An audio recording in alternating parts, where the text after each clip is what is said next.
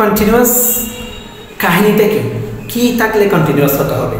দুইটা শর্ত পূরণ করতে হবে। যে কোনো কন্টিনিউয়াস হোক না কেন, আগে অক্সিলারি ভার্ব থাকতে হবে, এরপরে ভার্বের সাথে আইএনজি থাকতে হবে।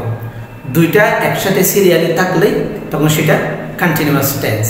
শুধুমাত্র অক্সিলারি থাকলেও কন্টিনিউয়াস হবে না, শুধুমাত্র ভার্বের সাথে আইএনজি থাকলেও কন্টিনিউয়াস হবে না। আবার দুটোটা থাকার পরেও যদি সিরিয়াল মেনটেন না করে, যদি আগে অক্সিলারি না থাকে পরে থাকে, তাহলে তখনও কন্টিনিউয়াস হবে না। তাহলে একবার দেখে নিই আমরা। তাহলে কন্টিনিউয়াস মূল কাহিনী হচ্ছে এই অক্সিলারি গ্রুপটা থেকে যে কোনো একটা অক্সিলারি থাকতে হবে, তারপর ভার্বের সাথে আইএনজি থাকতে হবে। এটা হচ্ছে ফার্স্ট শর্ত, এটা হচ্ছে দ্বিতীয় শর্ত। এই দুইটা শর্ত পূরণ করলে সেটা কন্টিনিউয়াস টেন্স। এখন কোন কন্টিনিউয়াস টেন্স সেটা কেমনে বুঝবো? যদি অক্সিলারির জায়গায় এমিসার থেকে কেউ থাকে তখন প্রেজেন্ট কন্টিনিউয়াস, আর যদি ওয়াজ ইউর থেকে কেউ থাকে তখন পাস্ট কন্টিনিউয়াস, আর যদি শ্যাল বি উইল বি থেকে কেউ থাকে তখন ফিউচার কন্টিনিউয়াস।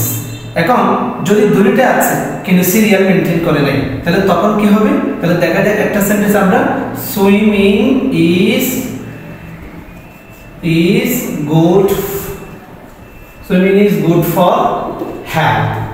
কেন সুইমিং আছে, এখানে অক্সিলারি আছে, কিন্তু দুইটা জিনিস থাকার পরেও এটা কন্টিনিউয়াস নয়, কারণ সিরিয়াল মেনটেন করে নাই।